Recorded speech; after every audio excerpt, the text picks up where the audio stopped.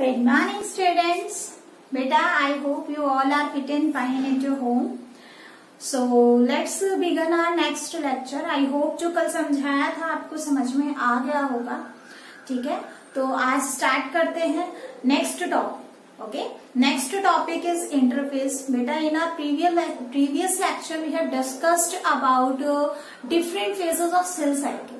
Okay, तो एक just एक आउटलुक ले लेते हैं हम, एक जो है आपका फ्लो चार्ट के फॉर्म में, ताकि आपको हमेशा याद रहे.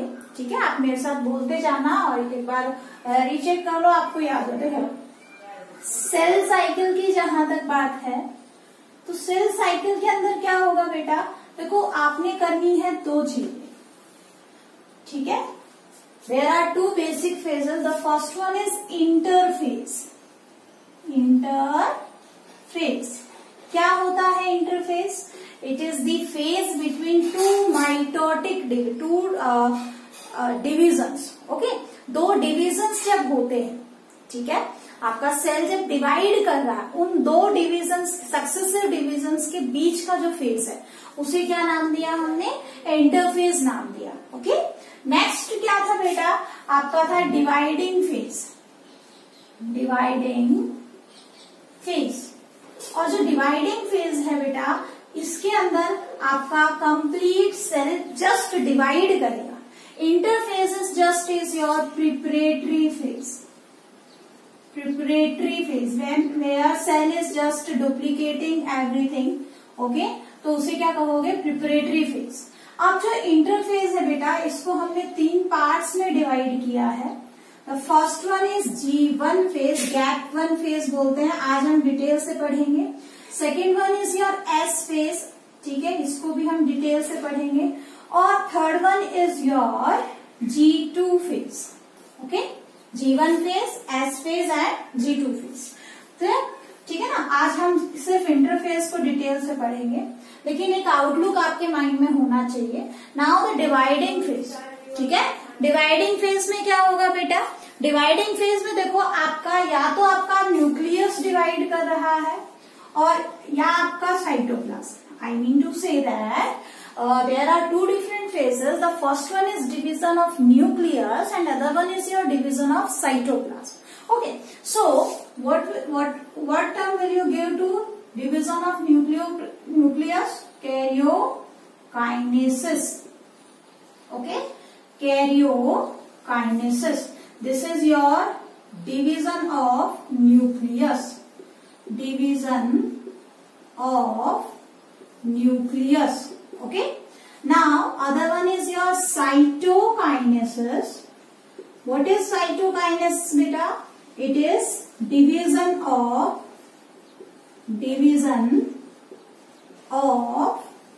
cytoplasm. Clear? We have discussed all these events in your previous lecture. Okay, so now there are different phases and division of nucleus. Okay, see what are these phases? The first one is your prophase. Next one is your metaphase. Okay, third one is your anaphase, and last one is telophase. समझ में आया आपको? तो देखो, ये चार phases आपने पढ़नी है कैरियोकाइनेसिस के लिए. बेटा, सीक्वेंस बिल्कुल भी चेंज नहीं होना चाहिए. जैसे जैसे सेल टेलोफेज में एंटर करेगी, वैसे वैसे साइटोकाइनेसिस भी उसी टाइम साइमल्टेनियसली स्टार्ट हो जाएगी. देखो, there is no clear cut division और the distinction between one phase to another phase. ऐसा नहीं है कि पहले प्रोफेज का एक पर्टिकुलर स्टेप है और वो पूरा कंप्लीट होगा, देन मेटाफेज स्टार्ट होगी, फिर उसके बाद एनाफेज. ऐसा नहीं होता है बेटा. हमने क्या है, कुछ इवेंट्स डिसाइड किए हैं कि इस पर अगर ये इवेंट हो रहा है तो हम एज्यूम कर सकते हैं कि ये स्टेज चल रही है. ठीक है, ये पर्टिकुलर इवेंट हो रहा है तो ये स्टेज चल रही है. ऐसा नहीं है कि पूरा बैरियर कोई बीच में है और आपका एक फेज इस साइड और एक, ऐसा कुछ नहीं है. क्लियर? ठीक है, तो आपने ये करना है. अब देखो, वन बाय वन डिस्कस करते हैं. इंटरफेज क्या होता है, G1 क्या होता है, S क्या होता है, G2 क्या होता है. क्लियर? ठीक है. नेक्स्ट इज बेटा देखो interphase. See what happen, it is a preparatory phase. Okay, whenever cell is just preparing itself for the division. अभी देखो सेल में कुछ भी डिवाइड नहीं होगा, everything is going to be double. Okay, तो देखो इंटरफेज का एक आउटलुक अगर हम देखें, हालांकि इसमें 3 डिफरेंट फेजेस हैं जो हमने डिस्कस किए थे, G1, S और G2. किसमें क्या होता है वो हम डिस्कस करेंगे, बट फिर भी हमें जैसे कई बार क्वेश्चन आता है, कुछ आपके की पॉइंट्स हैं, कुछ की वर्ड्स हैं जो आपको इंटरफेस के बारे में पता होना चाहिए.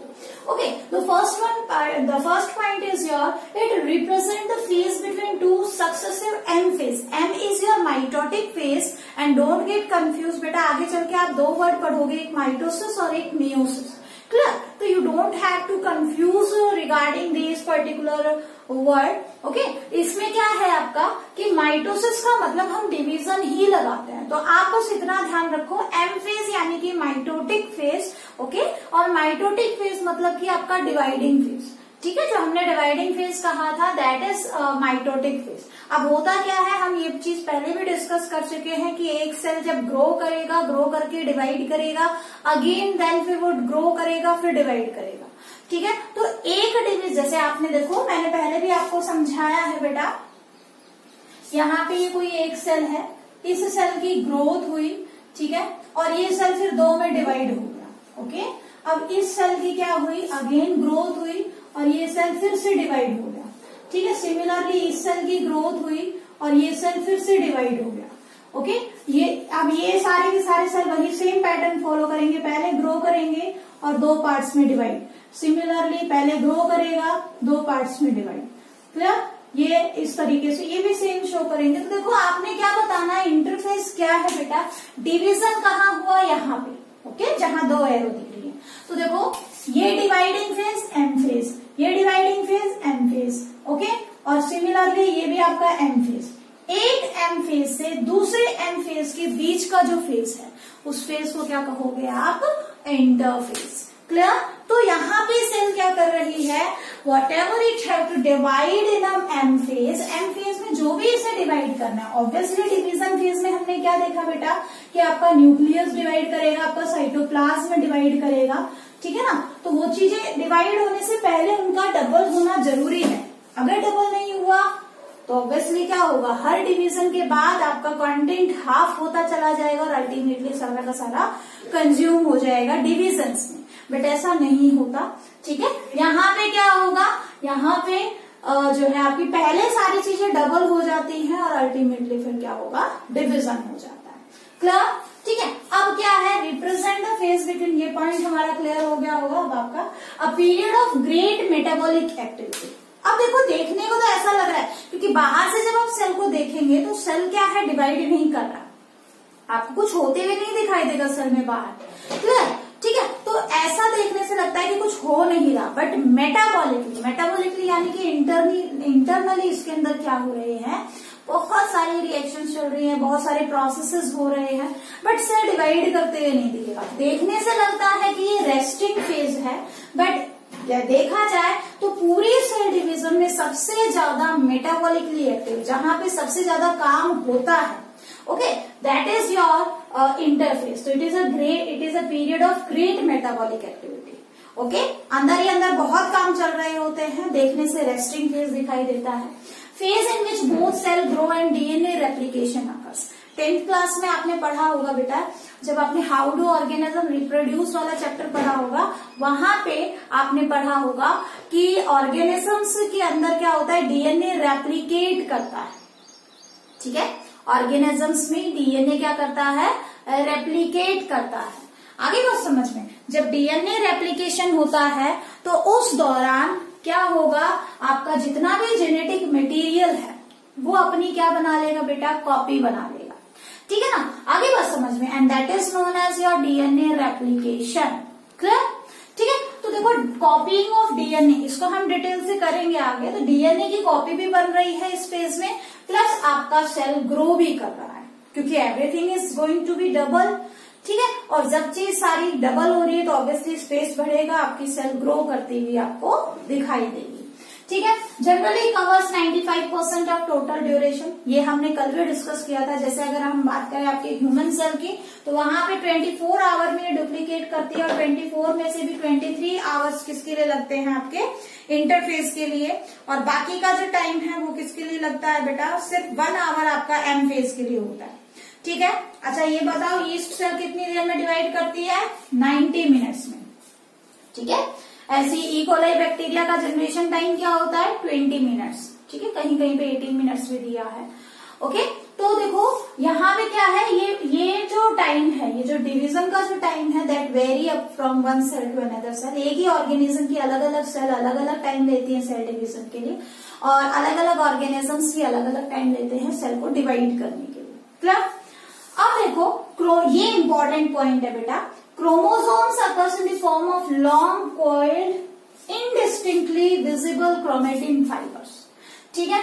अच्छा इससे पहले एक पॉइंट रह गया आपका, न्यूक्लियर एनवेलप रिमेन इंटैक्ट। जैसे देखो जब हम आगे पढ़ेंगे, ये आपका न्यूक्लियर मेम्ब्रेन है, ओके, और इसमें जगह जगह पे क्या है बेटा, न्यूक्लियर पोर्स हैं, कुछ ऐसे करके। क्लियर, कुछ ऐसे पोर्स हैं। तो देखो जब से डिवाइड करेगा ना डिवीजन के टाइम पे, उस टाइम पे देखो ये न्यूक्लियर मेम्ब्रेन क्या होती है बेटा, रप्चर होती है और धीरे धीरे क्या हो जाती है, खत्म हो जाती है। ठीक है ना, आगे बात समझ में, डिसअपीयर हो जाती है। लेकिन आपको ध्यान में रखना है कि इंटरफेस में कोई डिवीजन नहीं हो रहा, इसीलिए न्यूक्लियर मेम्ब्रेन आपकी कंप्लीट रहेगी, इंटैक्ट रहेगी, डिसअपीयर नहीं होगी, दिखाई देगी। ठीक है। नेक्स्ट इज क्रोमोसोम्स जो है वो किसकी फॉर्म में मिलेंगे, लॉन्ग कॉइल्ड क्रोमेटिन फाइबर्स की फॉर्म में मिलेंगे। ठीक है, थ्रेड लाइक ही होते हैं।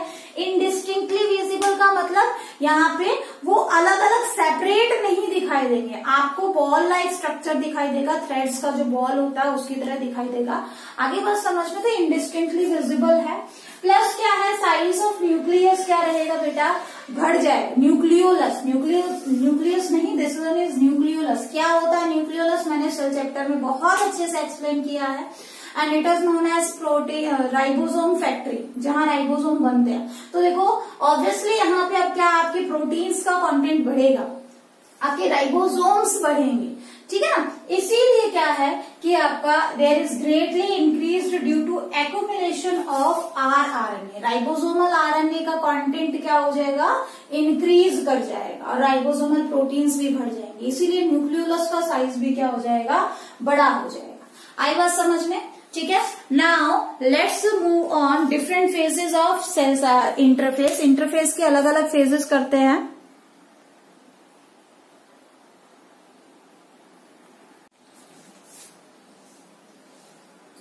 नाउ बेटा देखो, there are 3 different phases of interface. The first one is G1 phase, okay, gap 1 phase. Second one is S phase and third one is G2 phase. पहले हम कुछ मोटी मोटी बातें इनके बारे में देखते हैं जो आपके माइंड में हमेशा होनी चाहिए।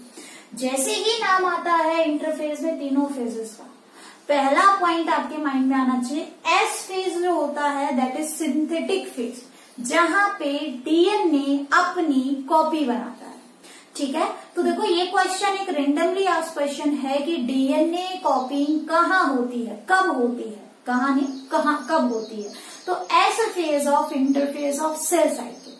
ठीक है, ध्यान रखना।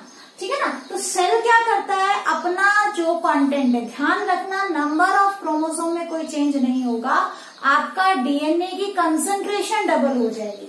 मान लो देखो शुरू में आपका क्या है, आगे हम डिस्कस करेंगे, ये आपका कोई एक सेल है, इस सेल में पहले आपके क्रोमोसोम्स ऐसे थे, तो अब क्या है 3 क्रोमोसोम है। ठीक है, तो 3 क्रोमोसोम और कंसंट्रेशन मान लेते हैं 3C है। ठीक है, अब क्या होगा, इन्होंने अपनी सेम एग्जैक्ट कॉपी बना ली है ऐसे करके। ओके, तो अब क्या हो गई ये आपकी प्लॉइडी, यानी नंबर ऑफ क्रोमोसोम तो क्या रहे सेम, लेकिन आपका क्या हो जाएगा, जो क्रोमोसोम्स हैं ये 6C हो जाएंगे, डबल हो गए हैं। कौन से फेज में, एस फेज में। ठीक है, तो डीएनए कॉपिंग का मतलब डीएनए रेप्लिकेशन, रेप्लिकेशन का मतलब डीएनए से डीएनए बनना क्या कहलाता है बेटा, रेप्लिकेशन कहलाता है। ठीक है, तो आपको क्या ध्यान में रखना है, आपको ध्यान में रखना है एस सिंथेटिक फेज, और इसीलिए it is the longest phase. ठीक है, ध्यान रखना। और लॉन्गेस्ट फेज भी बेटा जहाँ पे कॉम्प्लेक्स डीएनए होता है, जैसे अगर हम बात करें एनिमल सेल की, वहां पे लॉन्गेस्ट फेज क्या मिलेगा बेटा आपका, एस फेज। लेकिन प्लांट सेल के अंदर सबसे बड़ा फेज कौन सा होता है, G1 फेज सबसे बड़ा होता है। ये एक्सेप्शन ध्यान में रखना, कई बार क्वेश्चन आ जाता है। तो देखो हमने पढ़ा सेल में 95% जो टाइम है that is for interphase, more than 95% is for interphase. और इंटरफेज में भी सबसे बड़ी फेज कौन सी होती है, एस फेज। ठीक है, एस फेज में होता क्या है वो हम डिटेल से आगे पढ़ेंगे। लेकिन देखो इसके बेस पे अब आगे नाम है, G1 फेज को बोलते हैं पोस्ट माइटोटिक गैप फेज, दूसरा नाम। पोस्ट मतलब बाद में, माइटोटिक देखो ऑब्वियसली आप जब सेल डिवीजन पढ़ते हो तो सेल डिवीजन में क्या करते हो, यहाँ पे इस तरीके से आपने बनाया ये माइटोटिक फेज और ये आपका इंटरफेज। इंटरफेज में ये आपका G1 फेज, ये एस फेज और ये G2 फेज, ऐसे ही तो पढ़ते हो, है ना। तो देखो माइटोसिस के बाद G1 आएगा, ठीक है। हालांकि सेल साइकिल जब हम स्टार्ट करते हैं, हम G1 से स्टार्ट करते हैं और हमारा इंटरफेज G2 तक जाता है, फिर माइटोसिस आ जाती है और सेल साइकिल खत्म। नेक्स्ट सेल साइकिल जब स्टार्ट होगी तो G1 से, लेकिन G1 से पहले भी तो कोई ना कोई सेल साइकिल हुई होगी। तो प्रीवियस सेल साइकिल का जो माइटोटिक फेज था यानी कि डिवाइडिंग फेज था, उसके बाद जो फेज आती है that is known as your gap 1 phase. Clear, post mitotic gap phase भी बोलते हैं इसको। नेक्स्ट वन इज, इसको दूसरा नाम और क्या बोल सकते हो, प्री सिंथेटिक फेज। या तो आप यूं कहो कि माइटोसिस के बाद आती है, या यूं कहो कि एस फेज से पहले आती है ना। तो प्री सिंथेटिक फेज भी बोल सकते हो या पोस्ट माइटोटिक फेज भी बोल सकते हो। ओके, प्रिपरेटरी फेज होता है, ये हम पहले पढ़ चुके हैं। यहाँ पे बेसिकली मेटाबॉलिकली एक्टिव स्टेज है ये भी, ठीक है। और इंटरवल बिटवीन माइटोसिस, अब जो हमने ऊपर लिखा है इसको लैंग्वेज की फॉर्म में आपने लिखना है, माइटोसिस और इनिशिएशन ऑफ डीएनए रेप्लिकेशन के बीच की फेज है। ओके, ध्यान रखना कोई डीएनए रेप्लिकेशन नहीं होता G1 फेज के अंदर, नो डीएनए रेप्लिकेशन। रेप्लिकेशन बेटा बार बार बोल रही हूँ, आपके लिए नया वर्ड है, नो डाउट आपने 10th क्लास में पढ़ा होगा, बट कुछ बच्चे ऐसे हैं जिन्होंने मे बी ना पढ़ा हो, ठीक है। तो रेप्लिकेशन वर्ड का मतलब होता है कॉपीइंग ऑफ डीएनए। जब डीएनए से उसकी एग्जैक्ट कॉपी बनती है that is known as DNA replication, DNA से डीएनए बनना, ठीक है। कैसे होता है वो प्रोसेस हम 12th क्लास में डिटेल से पढ़ेंगे, बट ये वर्ड आपके माइंड में अब हो जाना चाहिए क्लियर, ठीक है ना। तो ध्यान रखना G1 फेज में कोई डीएनए रेप्लिकेशन नहीं होता, जितना डीएनए है उतना ही रहेगा और नंबर ऑफ क्रोमोसोम में भी कोई चेंज नहीं होता, ठीक है। तो प्लॉइडी अपॉन में कॉन्सेंट्रेशन का जो रेशियो है, ठीक है, प्लॉइडी अपॉन में कंसंट्रेशन, प्लॉइडी का मतलब नंबर ऑफ क्रोमोसोम और कंसंट्रेशन मतलब कितना अमाउंट में डीएनए है। मान लो आपके किसी सेल के अंदर, देखो ये क्वेश्चन आपके नीट पॉइंट ऑफ व्यू से को कवर करेंगे, ठीक है ना, ये पॉइंट्स आपके नीट को भी कवर करेंगे, ऐसे क्वेश्चंस आपके न्यूमेरिकल पॉइंट में आते हैं। तो देखो 2n क्या है, प्लॉइडी ऑफ सेल, और 2c क्या है बेटा, आपकी कंसंट्रेशन ऑफ डीएनए। मतलब मान लो किसी सेल के अंदर आपके number of chromosome double set में है, मान लो हमारी बात करें, हमारे अंदर कितने क्रोमोसोम, 46 क्रोमोसोम, ये 23 पेयर बोलो, ठीक है। तो G1 फेज जब स्टार्ट हुआ तब आपके अंदर क्रोमोसोम कितने थे, 23 पेयर कह लो या 46, और कंसंट्रेशन हम थोड़ी देर के लिए मान लेते हैं 2c ले लो या 3c ले लो, कोई भी कंसंट्रेशन ले लो, थोड़ी देर के लिए मान लिया 2c ही ले लिया हमने, ठीक है। जितना भी आपका कंटेंट है concentration of DNA as it is लिया। अब क्या है, आपका जब G1 फेज खत्म होगा उस टाइम जब आप ये चीजें मेजर करोगे तो आपको सब कुछ सेम मिलेगा, यानी कि ना तो नंबर ऑफ क्रोमोसोम में कोई चेंज होता है और ना ही कंसंट्रेशन ऑफ डीएनए में कोई चेंज हुआ, कोई बदलाव नहीं होगा। तो जो ये रेशियो है जैसा पहले था वैसा ही ऐसा का ऐसा ही G1 फेज के बाद रहेगा, ठीक है। तो G1 प्लॉइडी अपॉन में concentration is equal to 2n upon में 2c remain same, clear. Next is cell undergo synthesis of new protein. अब तक तो हमने देखा कि क्या नहीं होता, अब देखते हैं क्या होता है, ठीक है। क्या होता है बेसिकली देखो बेटा, G1 फेज और G2 फेज ये ऐसे फेज है जहां पे सिर्फ क्या बनते हैं, हर चीज डबल होना चाहिए, हर चीज डबल हो रही है, ठीक है। एस फेज मान लो सिर्फ डीएनए के रेप्लिकेशन के लिए है, क्लियर। तो देखो आपका जो G1 है और G2 है, यहाँ पे बहुत ज्यादा प्रोटीन्स बनते हैं, जितने सेल ऑर्गेनल्स है सब डबल होते हैं, ठीक है। तो देखो यहाँ पे cell undergo synthesis of new protein, नए नए प्रोटीन बन रहे हैं, नए नए टाइप के आरएनए बन रहे हैं। और जब डीएनए से आरएनए बनता है, ये चीजें आप 12th में करोगे, डिटेल से पूरा मैकेनिज्म है बेटा, पूरी बायोकेमिस्ट्री है, और एप्लीकेशन कैसे होता है, ट्रांसक्रिप्शन कैसे होता है, ट्रांसलेशन कैसे होता है, वो हम आगे कवर करेंगे। बट यहाँ पे ये वर्ड्स क्लियर हो चाहिए, डीएनए से आरएनए का बनना क्या कहलाएगा, ट्रांसक्रिप्शन, ठीक है। डीएनए से आरएनए का बनना ट्रांसक्रिप्शन कहलाएगा। तो ट्रांसक्रिप्शन देखो, अलग अलग टाइप के आरएनए जो बन रहे हैं, अलग अलग टाइप के आरएनए की जो ट्रांसक्रिप्शन, चाहे वो आरएनए राइबोसोमल आरएनए, टीआरएनए यानी कि ट्रांसफर आरएनए, और एमआरएनए यानी कि मैसेंजर आरएनए, जब अलग अलग टाइप के आरएनए आपके बन रहे हैं, वो कौन से फेज में बनते हैं, G1 फेज में।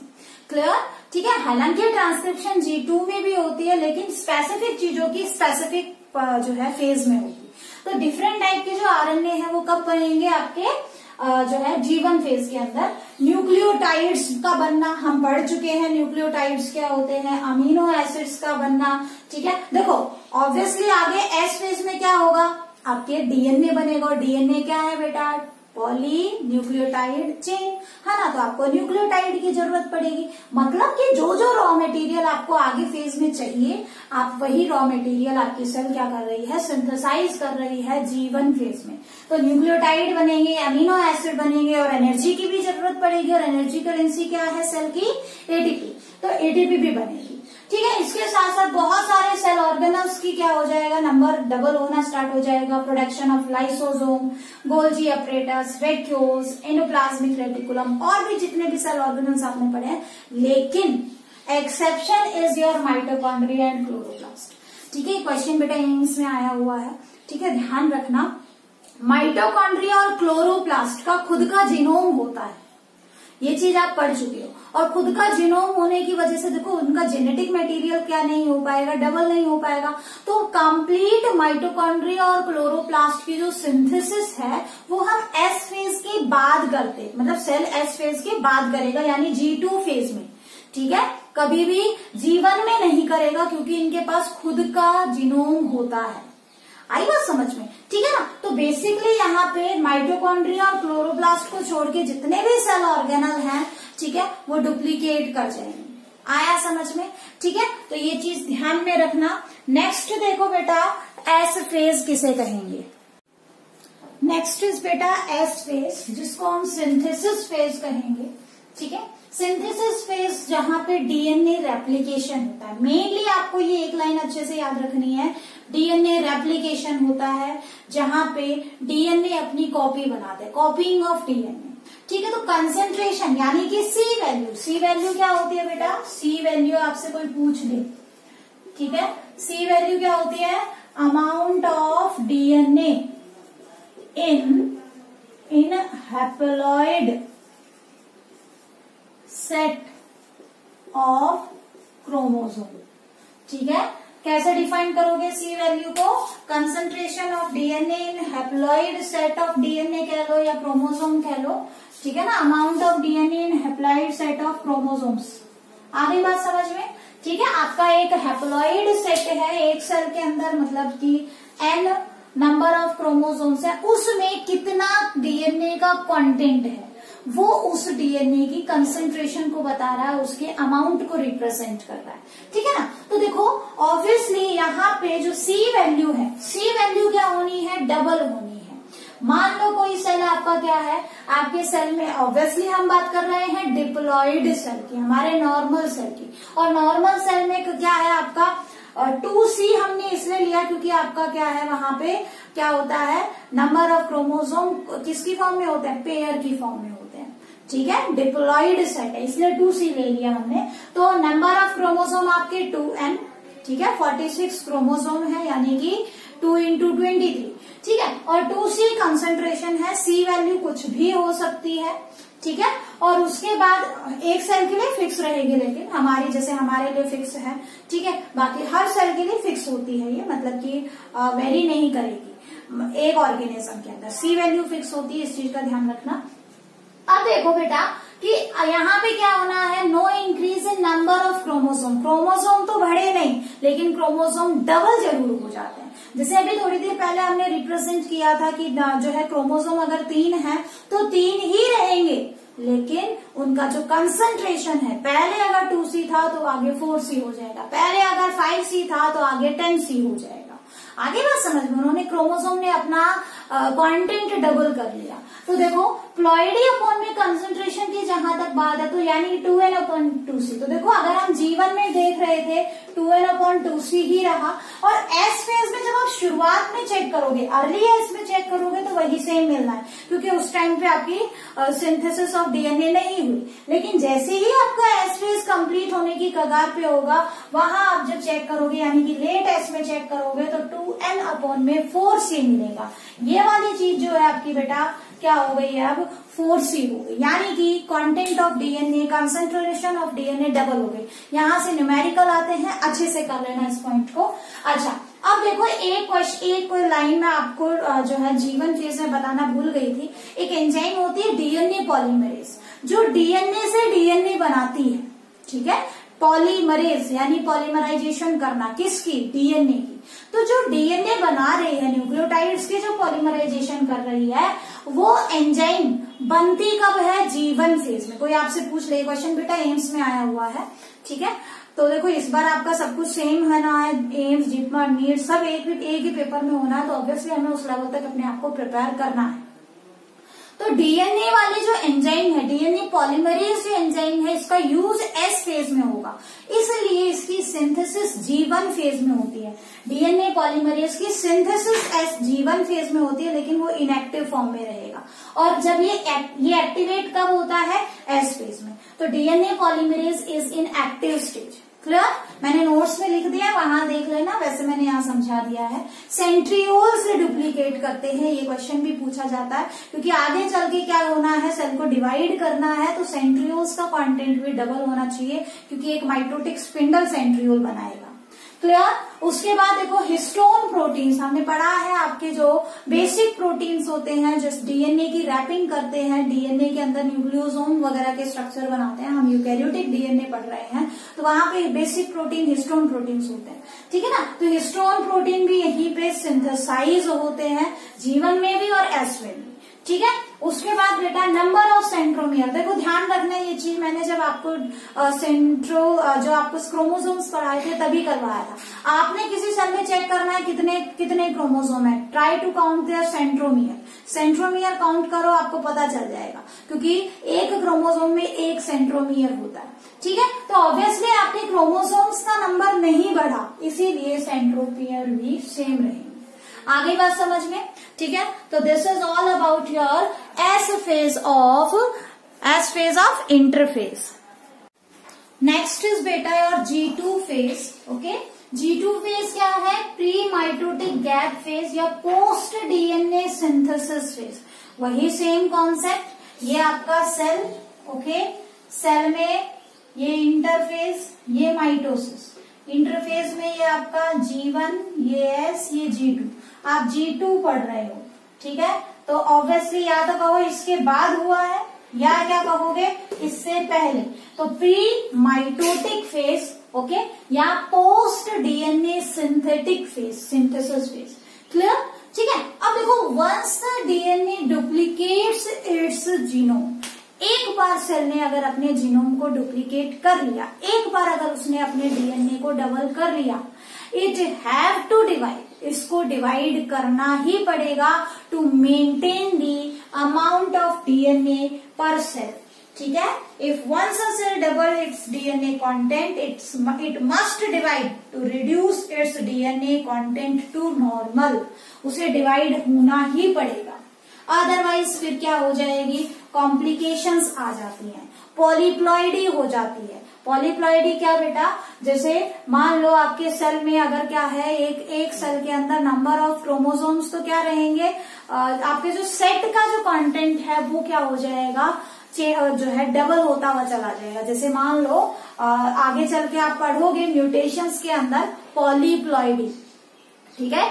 आपका पूरा टोटल सेट ऑफ क्रोमोसोम क्या कर जाएगा, जैसे नॉर्मली कितना होना चाहिए, डिप्लॉइड सेल में 2n रखते हो, तो ये हो सकता है कि ये 3n बन जाए। ठीक है, फेलियर ऑफ साइटोकाइनेसिस। ठीक है, आगे हम पढ़ेंगे इन सब चीजों के बारे में, म्यूटेशन के बारे में डिटेल से करेंगे। इसको फिलहाल के लिए यहीं ड्रॉप करो इस टॉपिक को। देखो क्या है, यहाँ पे साइटोप्लाज्मिक ऑर्गेनल्स कौन कौन से, खास करके माइटोकॉन्ड्रिया और ऐसा नहीं है कि एंडोप्लाज्मिक रेटिकुलम, गोल्जी अपरेटस ये सब डबल नहीं हो रहे, वो G1 में भी डबल हो रहे थे और G2 में भी डबल होते रहेंगे, लेकिन माइटोकॉन्ड्रिया और क्लोरोप्लास्ट जो है स्पेशली G2 फेज के अंदर डबल होते हैं। ठीक है, इसके अलावा cytoplasmic organelles such as mitochondria तो हो चुका है, गोल्जी अपरेटस डबल हो चुके हैं, synthesis of DNA and protein continue रहेगा।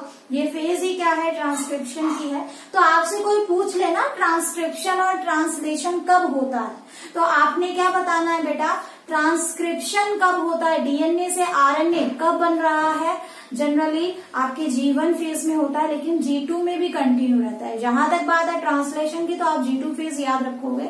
ठीक है, अब देखो increase in ATP storage, ATP content भी बढ़ेगा, क्योंकि आगे चल के हमें क्या करना है, हमें नहीं, सेल को क्या करना है बेटा, सेल को क्रोमोसोम्स को मूव करवाना है। तो देखो एक सिंगल क्रोमोसोम को सेंटर से पोल तक ले जाने में 30 एटीपी की जरूरत होती है एक क्रोमोसोम को। तो ऑब्वियसली सेल को तो बहुत सारे क्रोमोसोम को खींचना है, क्रोमोसोम्स को मूव करवाना है, कैसे क्या होता है वो आपको दिखाएंगे।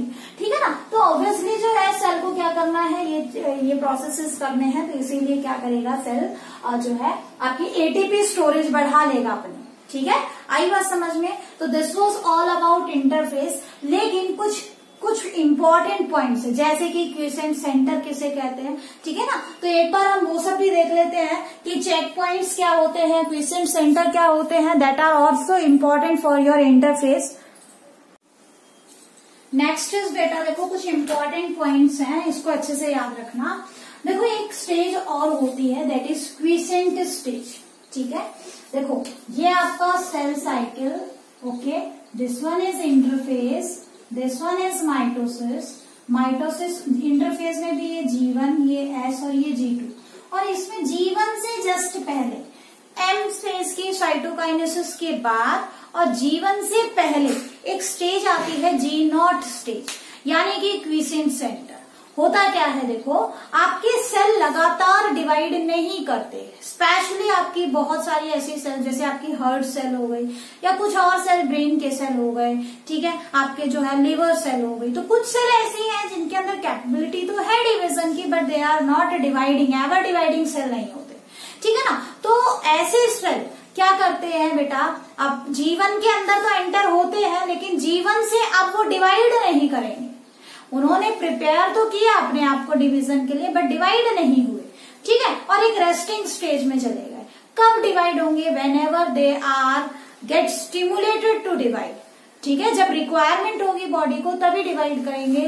सपोज करो आपकी पर्टिकुलर कोई सेल वहां की डैमेज हो जाए, इंजर्ड हो जाए, ठीक है, चोट लग जाए उस जगह पे, तो वहां जब डैमेज होगा तभी वो क्या करेंगे, जैसा लिवर है, लिवर में जनरली सेल डिवाइड नहीं कर रहा है, लेकिन अगर आप अपने लिवर का कोई पोर्शन अगर आप कट कर दो तो कुछ दिन बाद अपने आप रीजनरेट कर जाएगा।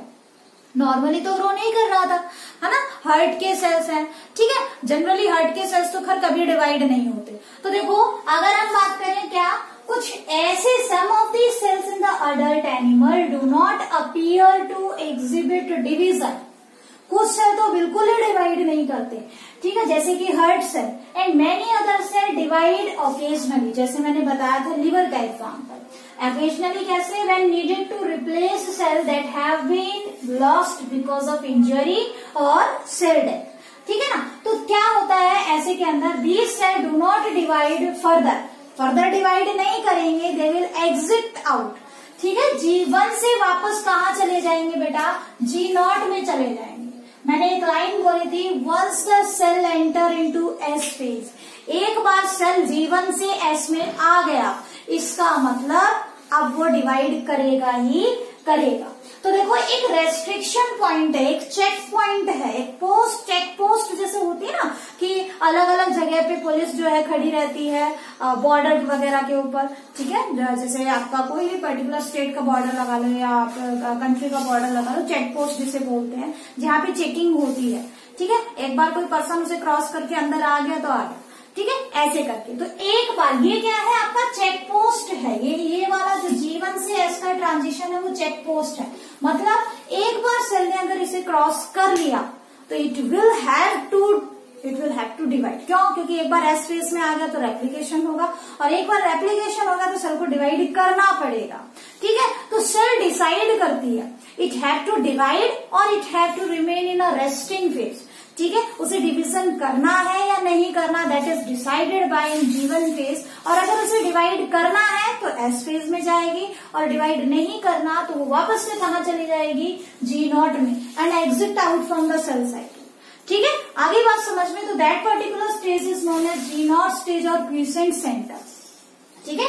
उसको क्या कहेंगे, G one phase to enter an inactive stage. ध्यान रखना, जो क्विसेंट स्टेज होती है वो इनएक्टिव स्टेट होती है, ठीक है। तो देखो, decision of a cell to divide, एक सेल जो है डिसाइड कर रही है इधर इट हैव टू डिवाइड और नॉट अकर्स इन जीवन फेज, ठीक है। If a cell is not to divide, अगर सेल को डिवाइड नहीं करना, it will enter into G not phase और quiescent stage when the conditions change, और जब उसके लिए फेवरेबल कंडीशंस आएंगी, ठीक है, तो वो वापस से जीवन में एंटर करके और डिवीजन शो कर सकती है। क्लियर? तो ये आपको याद रखना है बेटा। अच्छा, एक बार क्वेश्चन आया, एक बार क्या लास्ट ईयर ही आया था बेटा, जिसके ऊपर लोगों ने बहुत ज्यादा बवाल किया था, ठीक है। लेकिन मतलब क्या है कि G not stage is exit from the cell cycle. आप किसी भी अच्छी बुक से जब देखेंगे ना तो आपको यही देखने को मिलेगा। लेकिन एनसीईआरटी ने जो स्टेटमेंट दिया, आप जब एनसीईआरटी पढ़ोगे तो वहां पे लिखा हुआ है कि ये एक सस्पेंडेड स्टेज है।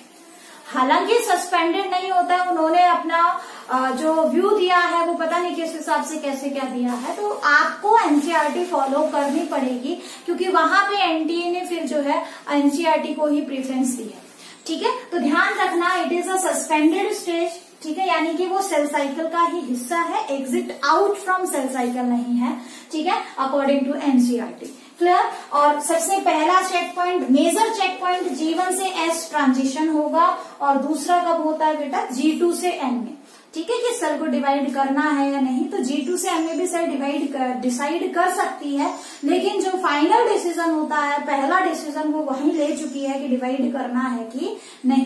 क्लियर? अब देखो, आगे चल के हम पढ़ेंगे जो डिवीजन है बेटा, ठीक है ना, वो दो टाइप का होगा। एक तो होता है एम्फी एस्ट्रल डिवीजन, मैंने नोट्स में मेंशन कर दिया है, और एक होता है एस्ट्रल डिवीजन, अनएस्ट्रल डिवीजन, ठीक है। एम्फी एस्ट्रल का मतलब जहां पे आपके दो सेंट्रियोल्स हैं और वहां से क्या निकल रहे हैं, माइटोटिक स्पिंडल। सी, यहाँ पे दिखा देती हूँ डायग्राम के थ्रू। ये आपका माइटोटिक स्पिंडल बन रहा है, ये आपका एक सेंट्रियोल, दूसरा सेंट्रियोल, और यहाँ से क्या बन रहा है बेटा, ऐसे करके स्पिंडल, माइटोटिक स्पिंडल बन रहा है। आगे हम डिटेल से करेंगे इसके बारे में। तो ये जो पोल्स पे जो अपीयरेंस आती है ना, star like appearance due to centriole along with initiating microtubules, इसको एस्टर फॉर्मेशन कहते हैं। हमने ये चीज कहाँ पढ़ी थी, आपके सेल वाले चैप्टर में, जब सेंट्रियोल्स किया था, ठीक है ना। तो क्योंकि वो माइक्रोट्यूब्यूल ऑर्गेनाइजिंग सेंटर का काम कर रहा है, आपका सेंट्रियोल से बहुत सारे माइक्रोट्यूब्यूल्स निकल रहे हैं पोल्स के ऊपर। क्लियर? तो यहां से क्या हो रहा है, ये star like appearance, aster like appearance दे रहा है। तो ऑब्वियसली एनिमल सेल में क्या मिलता है बेटा, आपको दो स्टार लाइक अपीयरेंस, दो सेंट्रियोल होता है, तो इसको बोलते हैं एम्फीएस्ट्रल सेल डिवीजन। कब होगा, एनिमल सेल में। Spindle is associated with 2 aster, spindle के अंदर 2 एस्टर मिलेंगे। लेकिन प्लांट सेल में देखो बेटा, सेंट्रियोल्स एब्सेंट होते हैं, इसीलिए वहां पे एन एस्टर यानी कि जहां कोई एस्टर बन ही नहीं रहा, वहां सेल प्लेट फॉर्मेशन होती है साइटोकाइनेसिस के लिए, और ऐसे इस तरीके का स्ट्रक्चर नहीं बनेगा। तो प्लांट्स में एनेस्ट्रल सेल डिवीजन होता है, एनिमल में एस्ट्रल सेल डिवीजन होता है। Clear? That's all for today's lecture beta. Next lecture में we will start with different types of cell division along with mitosis. Okay, that's all for today's lecture. Thank you.